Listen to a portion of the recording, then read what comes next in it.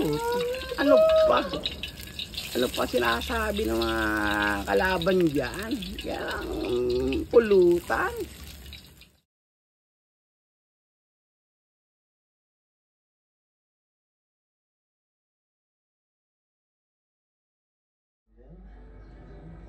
Once I'm done with this, isang halo lang natin ito.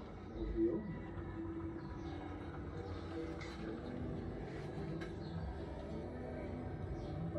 Cover ng ating lithium kawali. Gagawin na natin siyang lithium paksiw. Sandan nyo lang ako mga kapedal, kamotor at kasandok. Ito lang mga simpleng ingredient natin. Asin, paminta, asukal. May homemade liver sauce. Di tayo gumamit naman Tomas kasi ito yung ginamit ko. Nagluto ako ng homemade liver sauce. Pag wala, di man Tomas, pwede naman. 2 medium na sibuyas, bawang. Ang star ng ano natin, ng lulutuin natin. Sukang nagpapasarap. Laurel, brown sugar. At saka yung leftover nating yung kawali. Ganda. Tara, luto tayo.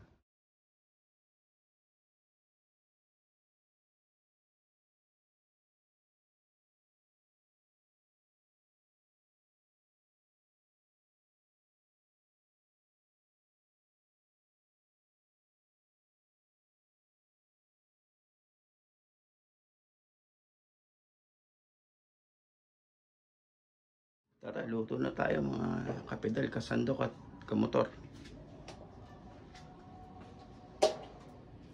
Tika.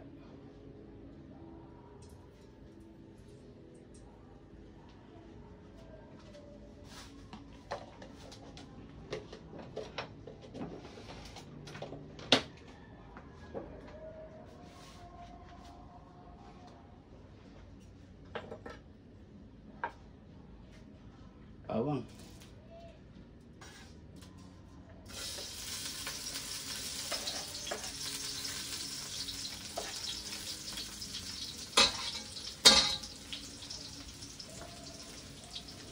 After yan,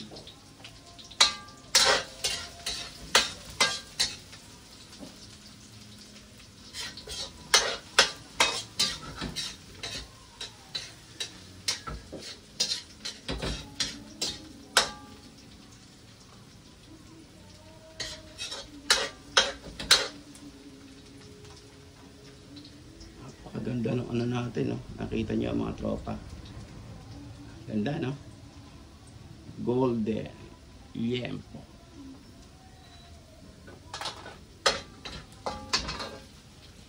Natin sibuyas.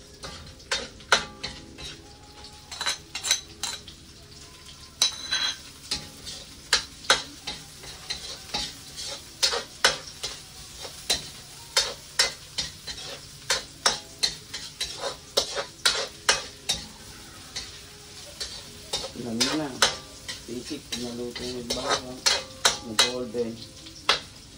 Naging translucent naman yung sibuyas natin. Ganun lang naman, basic.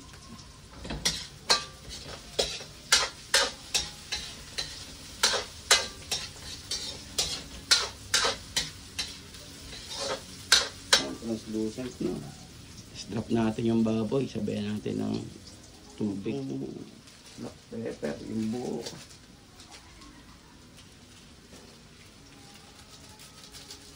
Drop natin ang kamotor, kapadyak, kasandok.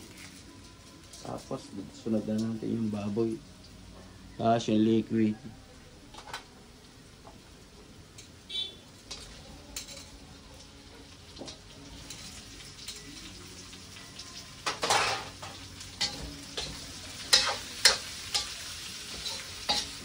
Dito lang.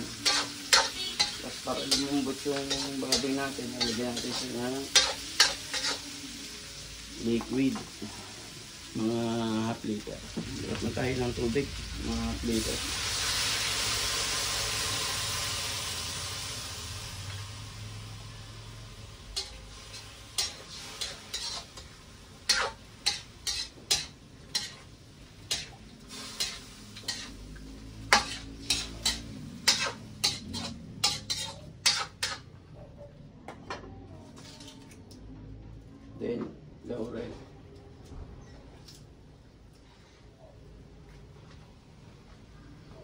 After nyan, tatakpan natin, lalagyan na natin siya ng Del Monte vinegar saka ng brown sugar. Ano natin yung brown sugar?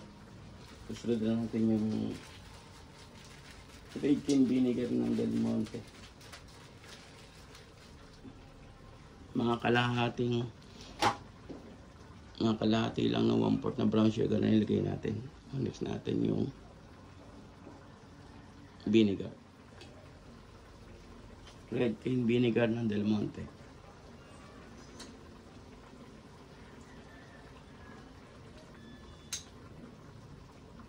Sabi nila, pag daw naglagay ka ng suka, huwag mong tatakpan.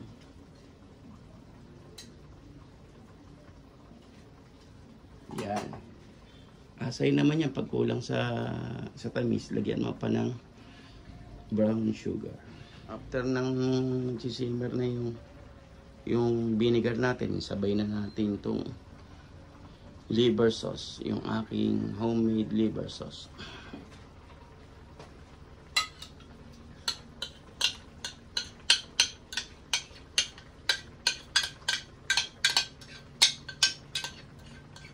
Sarap na to.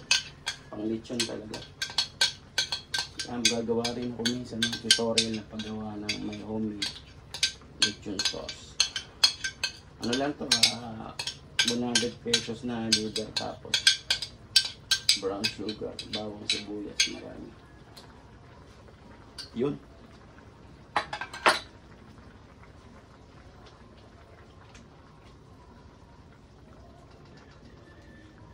Depende yan mamaya. Baka maglagay pa tayo ng tubig.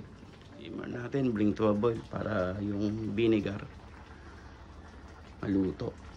Huwag nating hahaluin. Ayan, may na bango sa paligid. Mamaya tingnan natin kung dadagdag pa tayo ng tubig or brown sugar or whatever. Oo nga pala mga kapital, kamotor at kasandok. Kung kulang pa sa lapot, meron pa naman tayo natirang breadcrumbs yung kagabi. Pero ako hindi na, kasi ang ganda nung pagkakaano nung liver sauce natin. Ayan, konti na lang. Konting tapos na tayo. Plating na. Hintayin na lang nating maluto. Sarap nung nung pagkakasama ng suka, brown sugar, at saka ng liver sauce ko. Panalo. Paano na lang natin? Palaputin na lang natin. Shoutout nga pala sa inyo. Katatapos lang ng New Year. Sa kagabi. Inatid ko yan ako. Napakahirap. Pero okay lang. Para lang siya makapasok. Shoutout kay Ken. Nga pala, pag kulang sa kulay, kailangan ng toyo. Unlike sa ginagawa ko ngayon kasi sobrang ng brown sugar saka nung liver sauce ko, no need na nating magkulay ng toyo. Tapos mamaya magdadrop tayo ng 1 teaspoon o kahit isang pinch lang ng asin para mabawasan naman yung puro tamis. Tapos plating na tayo. Timer na lang, tapos konting lapot, it's done na. Napakasarap ng lasa. Alam nyo ba yung lasa ng sausawa ng lechon talaga? Ganon kasi nga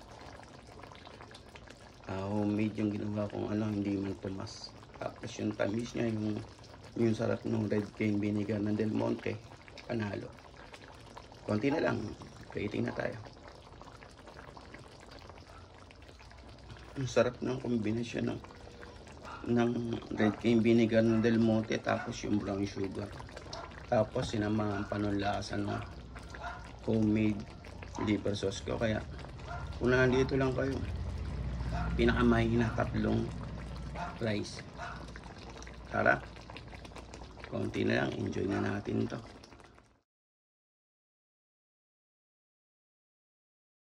Yung ganda ng pagkaka-crispy ng lechong kawali, tapos igaganito mo. Ewan ko lang, sabi ko sa inyo kung nandito amoy na amoy yung aroma. Tapos yung tamis at bango ng suka nagsama. Ayan, konti na lang. Konting palapot na lang at it's all benda na tayo. Shoutout dyan kay Engineer, kay Doc, kay Direk, kay Marivic. kay Tita Meldy, kay Ayan na nasa Wakayama, kay Ate Malu. Enjoy lang ang New Year. Waiting tayo, luto na.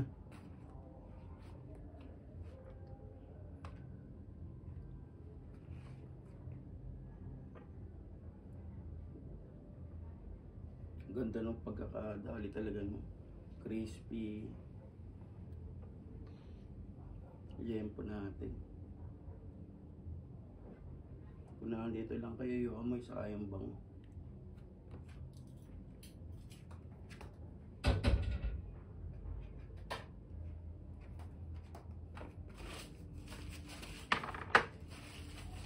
Natin plating.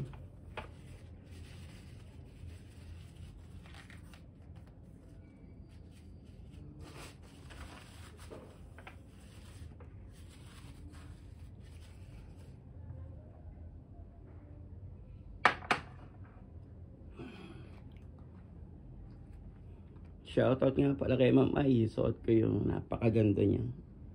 Sandong binigay sa akin. Pang kitchen. Pwede. Oh, ito na. Luto na mga kapadya, kamotor, kasandok. Kasi pag bumibili ko sa mga lechonan, nakukulangan ako sa tamis saka sa kulay. Tapos yung ano kulang. Ito, gumawa na tayo ng talagang the best. Enjoy! Finish na tayo. Tapos na ang pagluluto ng lechong kawali.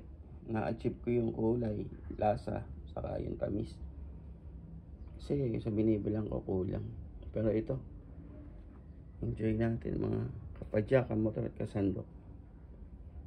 Pag may mga leftover kayong liempo o kaya belly, pakasarap. Enjoy natin. Sana mabait ang 2025 sa atin lahat. Enjoy!